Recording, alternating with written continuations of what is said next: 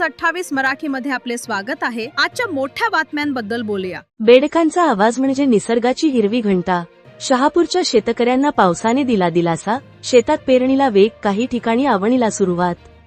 पावसाच्या आगमनाने शहापूर तालुक्यातील शेतकऱ्यांच्या चेहऱ्यावर आनंद दिसतोय।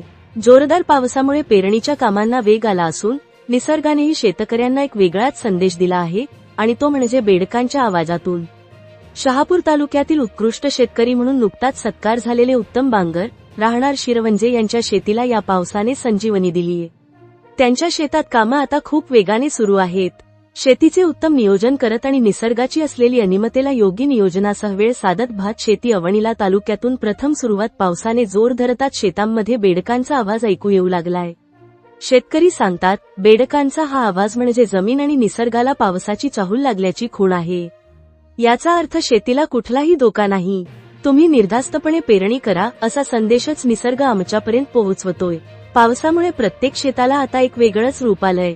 वर्गम म्हणजेच शेतीची मशागत जोरात सुरू आहे, आणि या सगळ्यात बेडकांची साथ मिळाल्याने शेताला एक आगळंवेगळं स्वरूप प्राप्त झालंय।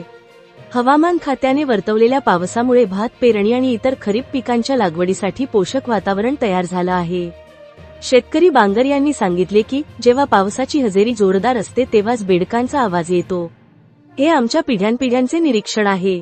त्यांनी या बेडकांचे फोटोही काढले आहेत।